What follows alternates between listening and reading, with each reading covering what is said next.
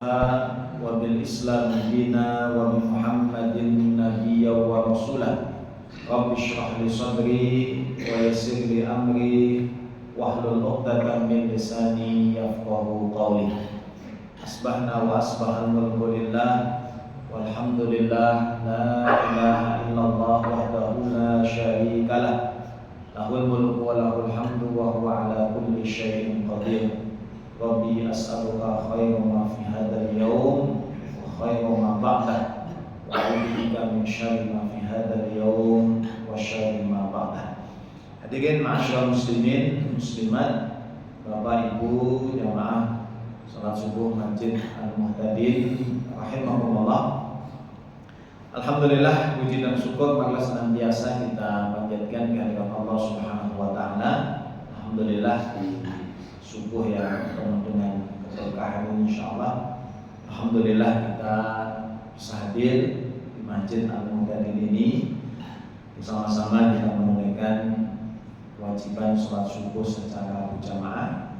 Mudah-mudahan Allah Subhanahu wa taala memberikan keistiqomahan kepada kita sehingga ketika tidak ada halangan yang betul-betul syar'i, ya, kita senantiasa bisa menjaga sholat subuh ini kita kerjakan secara berjamaah di Masjid Al-Muhtadin ini. Salawat dan salam mudah-mudahan senantiasa terlimpah dan tercurah untuk baginda Rasulullah Muhammad Sallallahu Alaihi Wasallam, kepada segenap keluarga, para sahabat, sahabiah dan seluruh pengikutnya sampai kelak nanti yaumul qiyamah. Hadirin jamaah rahimakumullah,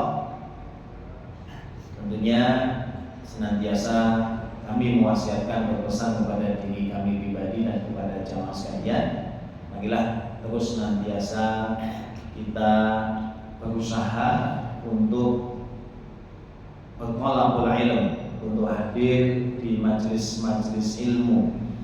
Ya, di satu sisi menjadi kewajiban yang Rasulullah SAW sampaikan kepada kita, talabul ilmi fardhatun ala kulli muslim. Ya, menuntut ilmu itu hukumnya adalah wajib bagi setiap muslim. Tentunya apa? Ilmu syar'i, ya kan? Ilmu agama, ilmu yang dengannya kita mengetahui al-wajib, al-wajibat, perkara-perkara yang wajib, mengetahui perkara-perkara yang haram, mengetahui ya perkara-perkara yang nafilah yang sifatnya adalah tambahan, perkara yang mubah, ya, dan perkara-perkara yang makruh yang itu sangat penting ya, dalam kehidupan kita, yang penting untuk menjamin kebahagiaan kehidupan kita kelak nanti di akhirat. Ya. Di satu sisi yang lain, motivasinya yarfa'illahu alladziina aamanu minkum walladzina utul ilma.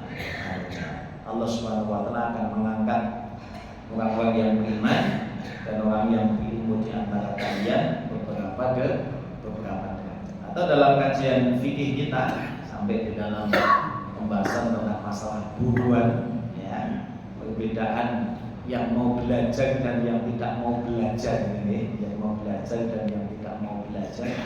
Ya, seekor anjing saja yang dia mau belajar, ya, mau diajari seperti itu, ternyata hasil buruannya berbeda, ya, berbeda hukumnya. Ketika anjing itu tidak mau belajar, ya, ketika dia menangkap hewan buruan, ya, maka tangkapannya itu adalah haram untuk dimakan, ya kan? Tapi ketika dia mau diajari, ketika dia mau dilatih, ya, seperti itu, maka tangkapannya bisa menjadi halal, ya, bisa seperti sembelihan syar'i, ya kan? Tangkapan seekor anjing, karena dia mau belajar itu. Tentunya manusia yang ya, kedudukannya lebih tinggi, ya, laqad khalaqnal insana fi ahsani taqwim. Ketika dia mau belajar, ya kan, ya Allah Subhanahu wa taala akan mengangkat dan meninggikan derajat. Di satu sisi miris kadang kalau lihat di media sosial, apalagi yang terakhir ini seperti itu, ayat Al-Quran ditukar dengan keras ya bahkan seperti itu. Ya, di satu sisi Allah alam ya kan, sengaja melecehkan atau apa namanya ada faktor yang lain ya kan. Tapi fenomena itu menjadi apa namanya ya menjadi ya, kegalauan bagi setiap kita. Bagaimana kita mengkhawatirkan apa namanya generasi yang akan datang ya kan, generasi anak-anak kita, generasi yang akan datang. Baik. Hadirin jamaah rahimakumullah, kemudian selanjutnya di kesempatan pagi hari ini saya akan mengangkat sebuah maudhu berkaitan dengan masalah akhlakul karimah ya, berkaitan dengan akhlakul karimah. Baginda Nabi sallallahu alaihi wasallam ya, apa namanya ketika beliau ditanya tentang perkara yang banyak menyebabkan seseorang akan dimasukkan oleh Allah Subhanahu wa taala ke dalam surganya, taqwallah wa husnul khuluq ya. Perkara yang akan banyak menyebabkan seorang dimasukkan oleh Allah Subhanahu wa taala ke dalam surganya adalah taqwallah, bertakwa kepada Allah Subhanahu wa taala dan berakhlak yang mulia. Satu hadis yang menjadi renungan bagi kita bersama di pagi hari ini ya, sebuah hadis dari Nabi sallallahu alaihi wasallam. Beliau menyebutkan hurima 'alan nar ya kan, diharamkan tersentuh api neraka, atau dalam riwayat yang lain Allah haramkan neraka menyentuh seseorang yang di dalam dirinya terdapat 4 sifat yang mulia ya kan, terdapat 4 sifat yang mulia. Apa itu? Kullu hayyinun layyinun qaribun sahlun au kama. Seorang yang di dalam dirinya ada 4 sifat ini, maka Allah Subhanahu wa taala haramkan jasadnya tersentuh api neraka. Tentunya ya apa namanya, dia harus memiliki pondasi iman terlebih dahulu ini sudah paten ya. Artinya dia harus memiliki pondasi keimanan ya. Pondasi keimanan ini sudah menjadi kunci utamanya ya. Sebagaimana di dalam hadis tentang masalah al-imanu bid'un wa sab'una syu'bah ya, iman itu memiliki 70 sekian cabang ya kan. Fa'laha la ilaha illallah, cabang yang paling tinggi, cabang yang apa namanya yang paling pokok ya adalah kalimat la ilaha illallah. Ini menjadi pondasinya, ini menjadi apa namanya yang tidak bisa ditawar. Kemudian cabang yang paling rendah wa imatatul adza anit thariq ya kan, menyingkirkan sesuatu yang menghalangi jalan. Atau sipun apa Pak? Artinya apa?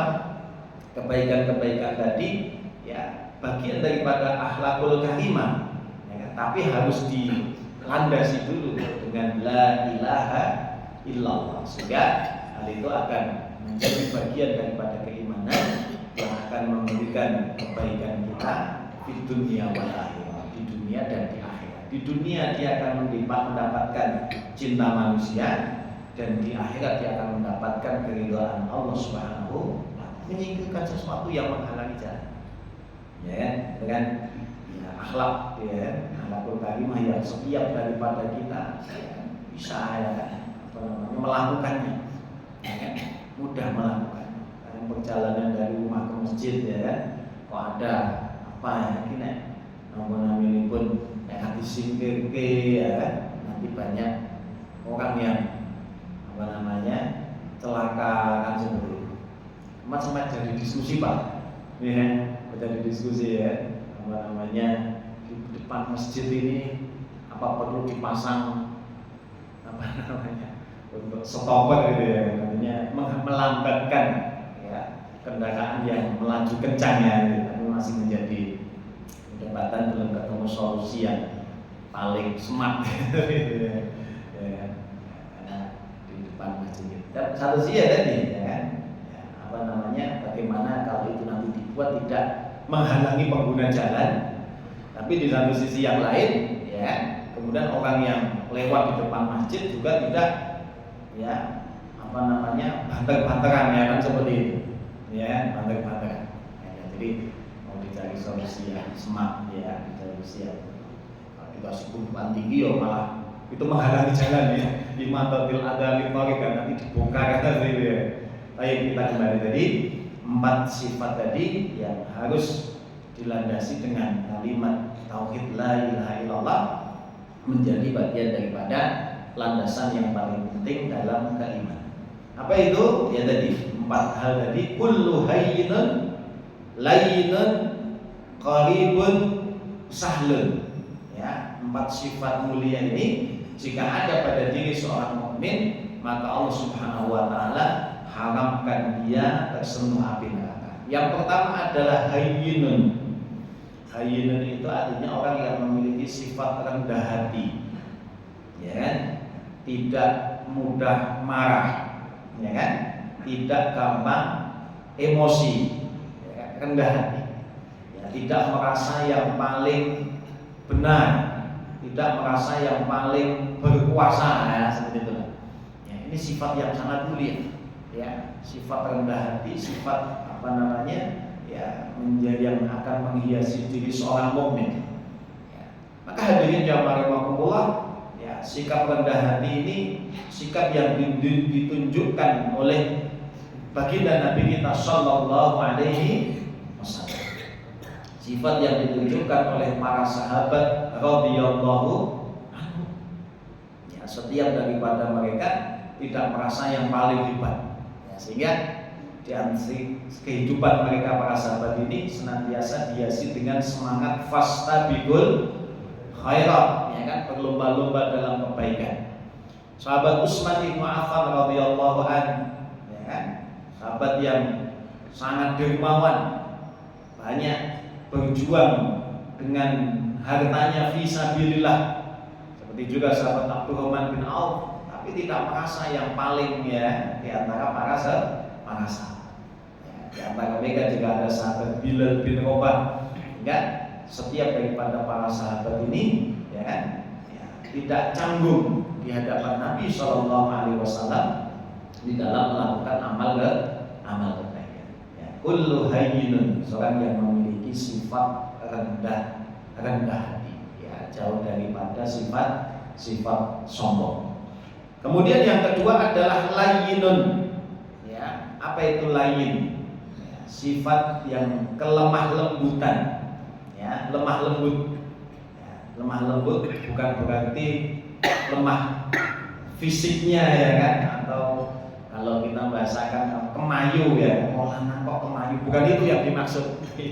Ya, layyin itu lemah lembut dalam tutur kata, lemah lembut dalam apa namanya, dalam interaksi sosial, ya, baiklah, ya, kepada kecil, kepada orang yang sebayanya, yang bahkan seorang sahabat yang sangat terkenal dengan ketegasannya, ya, sangat terkenal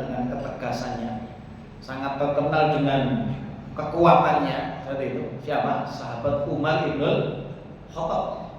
Ya, jadi seorang sahabat yang meskipun sering digambarkan dengan seorang sahabat yang tegas, keras, ya kan, seperti itu, tapi beliau memiliki hati yang layyin, ya, sangat lemah lembut. Ya, ketika sebuah kisah yang sangat masyhur, gitu, ketika beliau menjadi seorang khalifah, ya, Umar itu senantiasa daun. Apa itu daun, Pak? Ya, jadi berjalan-jalan di kampung-kampung di kota Madinah untuk mengecek secara langsung bagaimana kondisi dan keadaan rakyatnya, ya, seperti itu. Banyak peristiwa kejadian yang diabadikan dalam sejarah dari hasil daurnya Umar bin Khattab radhiyallahu anhu. Umar bin Khattab ketemu dengan seorang wanita penjual susu, ya, begitu ya, yang ada dialog yang luar biasa dengan putrinya. Umar bin Khattab ketemu dengan seorang ibu, ya kan, yang dikelilingi anak-anaknya yang menangis, begitu ya. Ketika Umar mendengar tangisan bocah itu, ya kan, kemudian ketika didekati menang, ya, nangis menang, ya, kijane ngopo, ya, Umar kemudian mendodoki rumah itu tadi. Ada apa wahai ibu, kok bayimu nangis ya, bocahmu nangis, ada apa? Ya kan? Kemudian dia sedang lapar wahai Umar, bocahnya sedang kelaparan. Ya. Loh, apa itu yang kamu masak? Ibu itu anak dia duduk di depan tungku api ya, depan kompor ya, depan tungku api, anaknya tidur di sampingnya, di depannya dia sedang memasak. Nah, apa itu yang kamu masak? Ya, isinya air dan batu. Ya, isinya air dan batu. Jadi setiap bayi itu nangis Pak, mergo luwe, ya, mergo lapar. Dipupuk durung mateng le ya, tidur lagi. Ya, tidur lagi. Tidur bangun nangis lagi, belum mateng lagi. Loh, kapan matengnya? Yang direbus adalah batu. Gitu ya. Maka tidak banyak bicara, Umar segera balik kanan. Umar ditemani oleh asistennya lah, dan Umar segera masuk ke gudang, tempat penyimpanan, gudang Baitul Mal ya, tempat menyimpan bahan makanan. Itu kemudian Umar ambil 2 atau 3 karung oleh jariahnya, oleh pembantunya, ya kan? Umar, biarkan saya mikul ya, panjenengan ki khalifah, ya, Amirul Mukminin, atau mikul gandum, ya. Apa kata Umar? Apakah kamu mau memikul beban dan tanggung jawab saya nanti di akhir? Ini adalah tanggung jawab saya. Pikul sendiri oleh Umar. Jadi pikul sendiri Umar, kemudian diberikan kepada ibu tadi. Umar yang kemudian memasak ya, menyiapkan adonan masakannya. Setelah matang diberikan kepada ibu tadi. Nah, ibu tadi kemudian bergumam, sekiranya Umar bin Khattab pemimpin kami ya, mengetahui kondisi kami ya. Dia nggak tahu ternyata yang diajak bicara adalah Umar. Dan Umar juga tidak kemudian ngomong lu aku gitu khalifah ya kan. Aku ini loh Amirul Mukmininnya ya kan, tidak. Satu sisi sifat yang pertama tadi hayyun dari Umar bersikap rendah. Beliau juga sangat lembut ya. Hatinya mudah, hatinya tipis ya, ini mudah tersentuh ya. Hatinya kemudian mudah tersentuh melihat orang yang susah, melihat orang yang menderita ya kan. Maka kalau panjenengan kok di dalam hati panjenengan ada perasaan seperti itu ketika ada orang yang susah ingin bantu ya kan, ada ketemu mbah-mbah dodolan yang pengen nukoni, jangan pingin nih banyak tuh kok pengen gitu ya, jangan di skip Pak ya, itu mudah-mudahan sinyal yang baik ya, itu hati yang baik.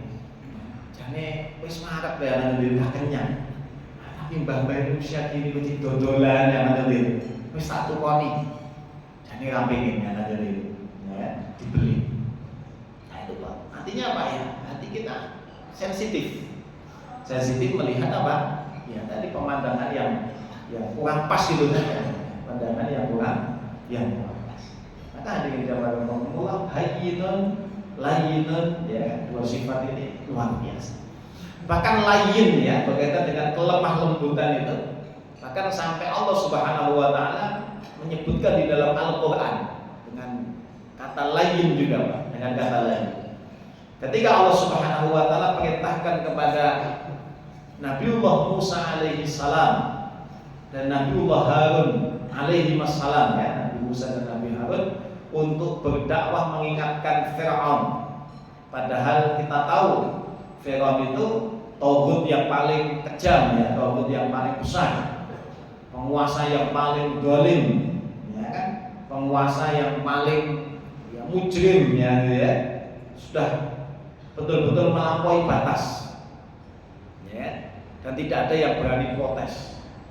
Hanya gara-gara mimpi ya kan, bahwa kekuasaannya digoyang oleh Bani Israel, sehingga dia mengeluarkan dekret ya, setiap bayi laki-laki yang lahir dari kalangan Bani Israel maka dibunuh. Kan gak ada yang berani protes ya kan? Jadi ucapannya itu apa? sabdo pandita itu ya wis dadi firman Tuhan ya kan, yang tidak ada yang berani membantah.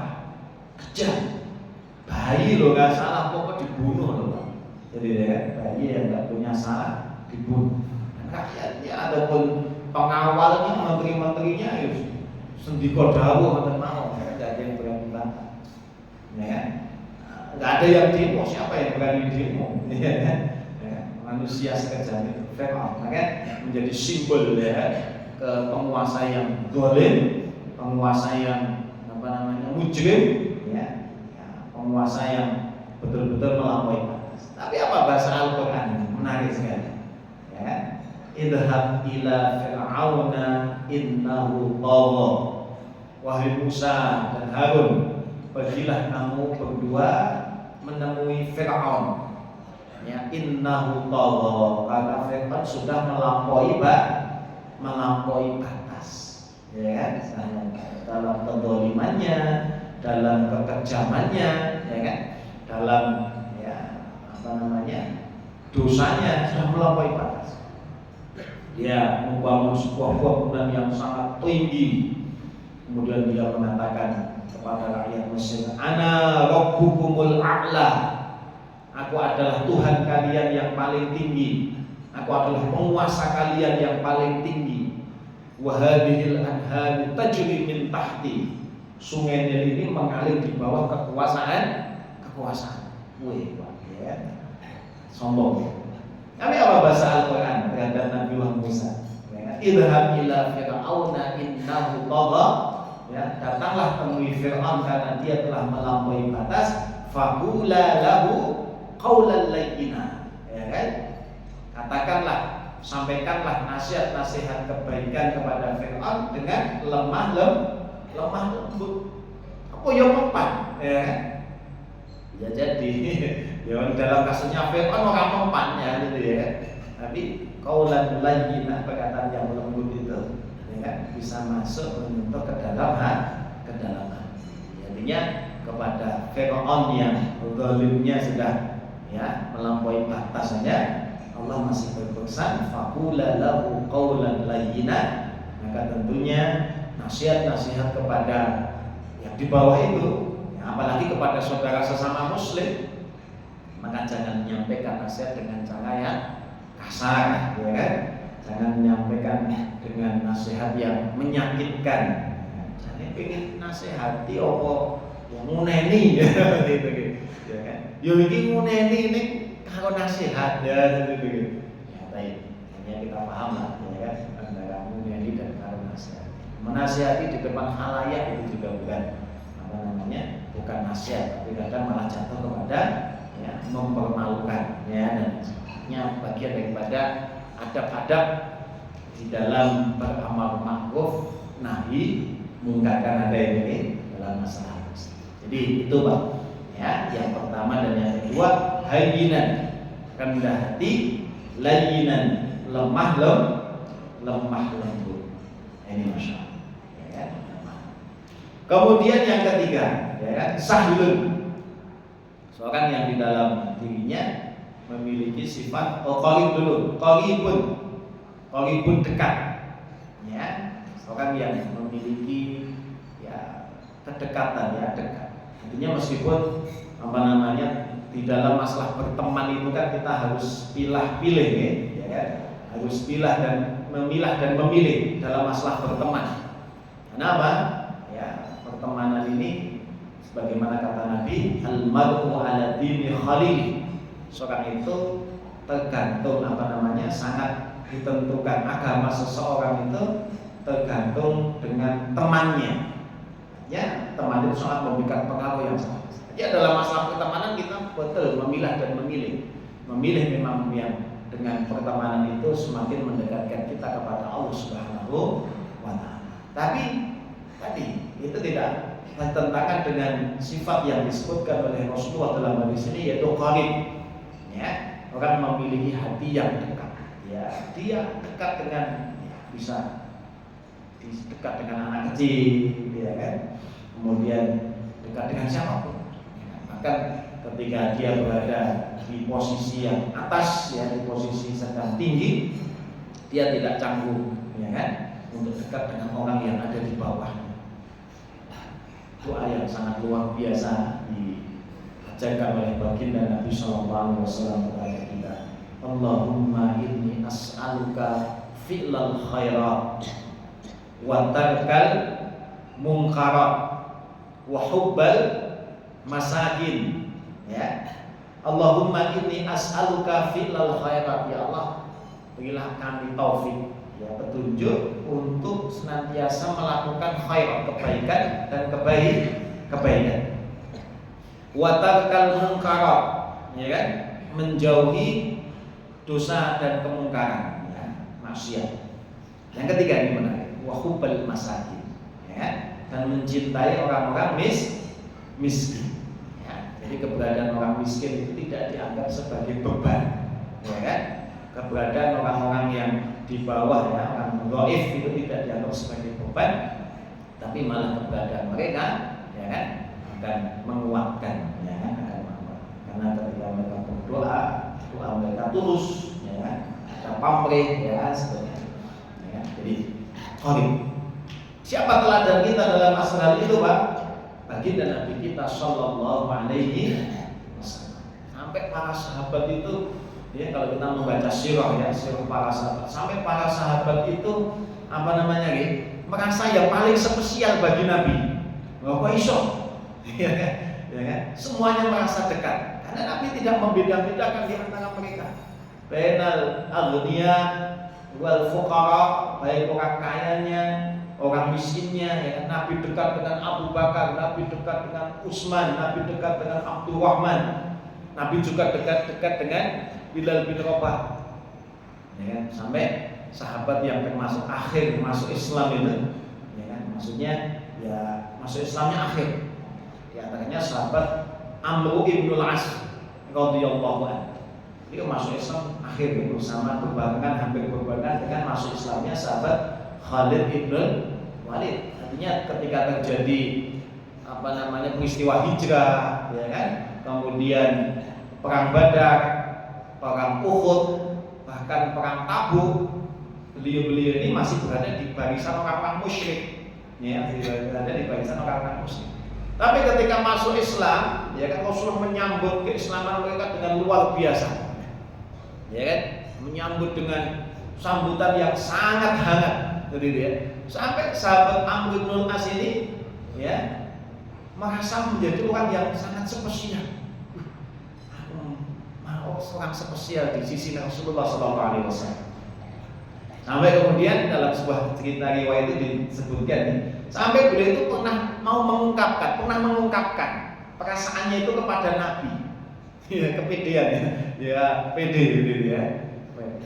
Wahai Rasulullah SAW, siapakah manusia? Siapakah di antara para sahabat yang paling engkau cintai? Ya kan, yang paling engkau cintai. Karepnya sahabat Amr bin As ini yang disebutkan nama beliau, Pak, namanya, ya, karena beliau sudah merasa sangat dekat sekali, gitu. Tapi karena kemudian beliau bertanya, maka Rasulullah menjawab, sahabat yang paling dekat denganku adalah, yang paling aku cintai adalah Abu Bakar As-Siddiq. Semuanya sepakat, ya, sahabat awaluman aslam minar rijal, orang yang masuk Islam di kalangan laki-laki pertama kali, ya kan, sahibul hijrah, ya kan, teman hijrah, ya kan. Kemudian banyak kebaikan dilakukan oleh sahabat Abang.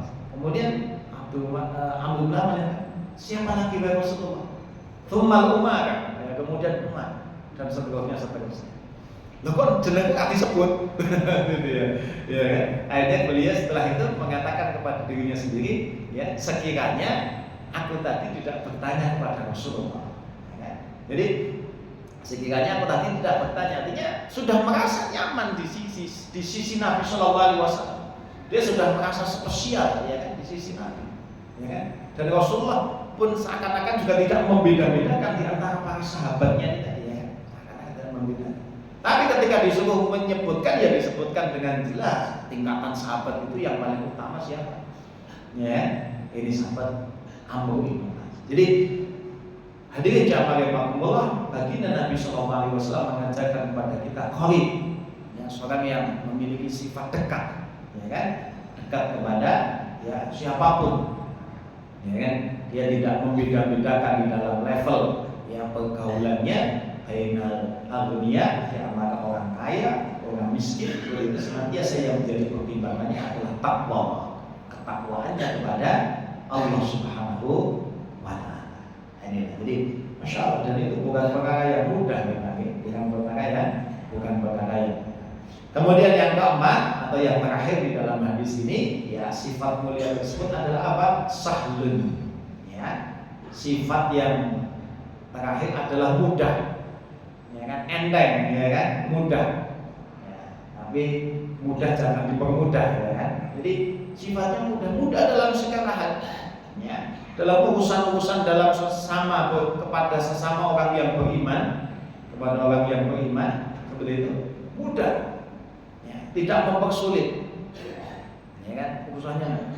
Baik dalam urusan muamalah, ya, dalam urusan muamalah hubungan apa namanya, ya jual beli, pinjam meminjam, ya kan, dalam hubungan bertetangga, ya, sebagainya, urusannya mudah.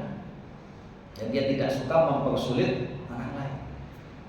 Cuma kadang ya ada apa namanya, sebagian orang prinsipnya, ya kan, kalau bisa dipersulit kenapa dipermudah, ya kan, di Konoha ya Bang, ya kan, kalau bisa dipersulit kenapa kemudian dipermudah. Inilah ya, kenapa kok tidak memudahkan urusan, ya kan, tidak memudahkan urusan, dan itu bagian daripada kebaikan. Bahkan Nabi SAW juga menyebutkan tentang anwa'us shadaqat, ya kan, macam-macam sedekah itu, ya. Bisa seseorang bersedekah dengan ya tenaganya, dengan pikirannya, itu memudahkan urusan orang lain, membantu orang, ya apa namanya, menaiki kendaraannya, ya kan, mengangkatkan belanjaannya, ya kan, jadi memudahkan urusan. Hatta termasuk dalam urusan muamalah tadi. Ketika dia menjadi seorang penjual, pedagang, dia menjadi pedagang yang mudah. Ketika dia menjadi seorang pembeli, mustari, ya kan, dia menjadi seorang pembeli yang mudah. Maksudnya bagaimana? Ya tadi ketika dia menawarkan barangan dagangannya, ya dia mengambil keuntungan secukupnya, ya kan, secukupnya. Ya. Ketika kemudian apa namanya, ya dia menjadi seorang pembeli, ya. Yo nawari yo kan temen-temen, ya, ya.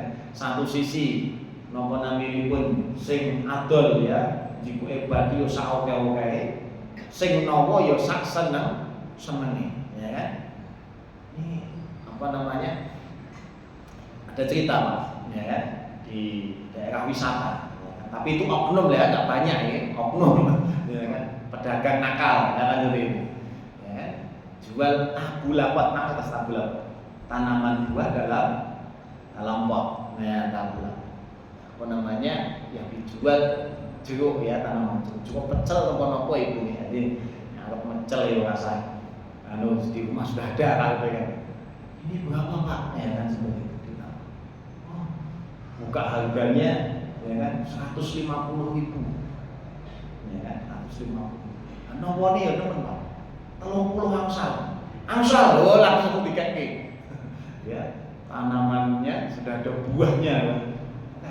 Kalau 150 dikeki. Ya. Barang buah mulai 3 dina lah kok buahnya jadi kuning terus coklat. Barang dipegang, wih, jebule buahnya kudu dilem. Nah itu tadi nih. Weh, cek pinter bakule ya seperti itu nih. Ya kan? Ya, cek pinter bakule. Artinya apa ya? Jual beli seperti itu, ya Allah, ya kan? Ya, jauh daripada keberkahan, ya kan? Karena nggak ada di situ apa namanya antara, hanya bahkan saling mengumpat, ya kan? Saling apa namanya? Saling melaknat, ya kan? Bakule tadi yo batin ya, nopo kok ya nemen-nemen ya, ya kan? Kemudian ketika sampai rumah, yang beli tadi juga ngumpat bakule, wes, ya, tunggange orang payu seperti itu. Ya kan? Karena dia kecewa, ya kan? Sudah ditipu, ya kan? Ya, Jual beli seperti itu jauh daripada keberkahan. Bagaimana jual beli yang hadir keberkahan di sana? Al-taradin, ya kan? Saling ridho, saling mendapatkan manfaat, ya kan? Saling kemudian ya, mendoakan kebaikan, ya, saling mendapatkan kemanfaatan di situ. Ya, yang jual senang dagangannya payu, ya kan? Yang beli ya senang karena dia mendapatkan manfaat daripada apa yang dia beli. Jadi, ya, ketika kemudian seorang pedagang dan pembeli itu saling ridho, ya kan, maka turunlah barokah, ya kan? Barokah ini masya Allah, Pak, ya kan? Ya, barokah ini masya Allah. Baik kemudian seorang mustari tadi, pembeli tadi, apa yang dia beli menjadi bermanfaat, menjadi awet, ya kan, ya, bahkan sampai beberapa waktu dia mendapatkan kemanfaatan yang lebih daripada apa yang dia beli. Pedagangnya, ya kan, keuntungan yang dia dapatkan, ya kan, dimakan betul-betul menjadi rizki yang halalan thayyiban, ya, halalan thayyiban. Ketika dia berikan kepada keluarganya, istri dan anaknya, menjadi sedekah yang sangat utama, ya kan, harta yang berbarokah. Tapi ketika tadi, ya kan, ujung-ujungnya hanya ingin menipu dan lain sebagainya, ya, maka hati-hati ketika ya bertransaksi online itu, ya. Transaksi online itu kan sebenarnya banyak catatan, ya kan, karena memang tidak ada tidak bisa berjumpa langsung, ya kan. Berapa banyak kita jual membeli online, ya, ujung-ujungnya ya tadi, ya kan, nggak manfaat, ya kan, nggak manfaat. Pentingan mungkin bisa menghitung dari 10 barang yang dibeli secara online berapa yang manfaat. Alhamdulillah 9, alhamdulillah berarti pedagangnya jujur, ya, pedagangnya baik, ya. Tapi dari 10 ya yang manfaat gur telu, ya, nanti, ya, 7 nggak ada manfaatnya, ya. Jadi memang prinsip-prinsip jual sahlun kembali kepada sifat tadi mudah, ya. Dalam transaksi yang lain, ya kan, pinjam meminjam, ya, pinjam meminjam, ini orang muslim. Al-mu'minu ala syurutihim, orang mukmin itu terikat dengan syarat-syaratnya. Asalkan syarat tidak bertentangan dengan, ya, aturan Allah dan Rasul. Ketika dia datang mengajukan pinjaman kepada saudaranya, berapa waktunya? 1 bulan. Oke, ya kan? 1 bulan dia akan kembalikan. Ketika dia bisa mengembalikan, dia akan memberikan kabar. Wahai saudaraku, ya kan, ini sudah jatuh tempo, tapi saya belum bisa mengembalikan, ya kan? Ya, bolehkah saya perpanjang pinjaman ini? Berapa lama? 1 bulan lagi. Oke, ya, 1 bulan lagi. 1 bulan lagi nggak bisa lagi, Pak, ngomong lagi, ya kan, seperti itu, ya kan? Ya, karena satu sisi orang yang memberikan pinjaman tadi juga termotivasi dengan hadis Nabi SAW. Siapa yang memberikan pinjaman, memberikan hutang, ya, kepada saudaranya, kepada orang yang membutuhkan, pahalanya nisfu shadaqah. Dia seperti mendapatkan pahala setengah daripada sedekah. Dia memberikan pinjaman 1 juta, ya kan? Dia mendapatkan pahala seperti sedekah 500.000, Pak. Ya kan? Artinya Pak, dalam masalah pinjam meminjam kan tidak boleh ada naf'an duniawiyan, ya kan? Tidak boleh ada kemanfaatan duniawi yang kita minta. Kalau ada itu namanya riba. Ya, jadi pinjam meminjam itu kemanfaatan akhirat, hanya akhirat yang kita cari. Ya, tapi kalau kita ada kemanfaatan duniawi nanti jatuhnya kepada riba. Seperti itu. Ya kan? Kepada riba. Ya kan? Pinjam tapi syaratnya kalau syarat itu adalah duniawi, ya, duniawi jatuhnya pada riba. Jadi, ya, peminjam dari pinjam yang baik. Sampai kemudian ketika sudah sampai 3 kali, ya kan, dia menyampaikan belum bisa, dia sudah saya ikhlaskan, ya, seperti itu, ya, luar biasa. Dan itu juga dimotivasi oleh Rasulullah, ya kan, untuk membantu orang yang kesusahan.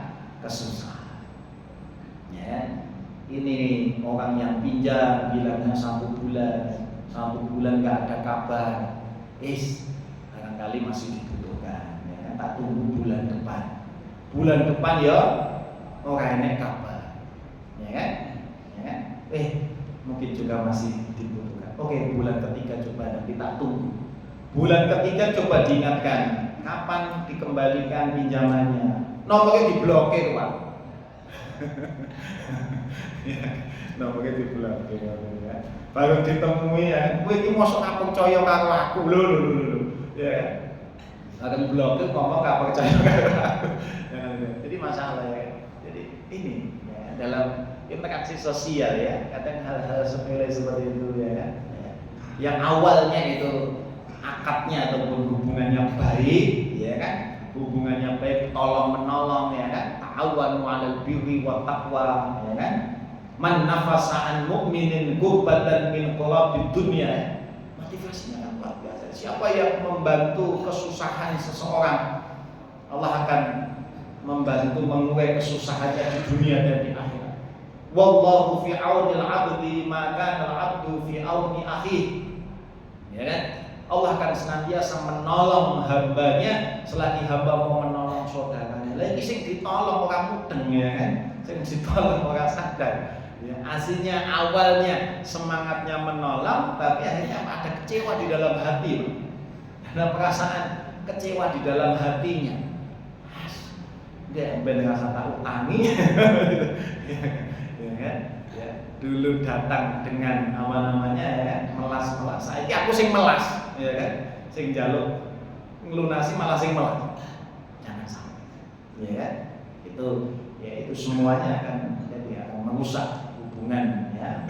Wa aslihu dzata bainikum. Memperbaiki hubungan itu diantaranya ya memperbaiki urusan tentang masalah muamalah. Tapi hadirin jamaah yang Allah ini ya sahlun, urusannya mudah.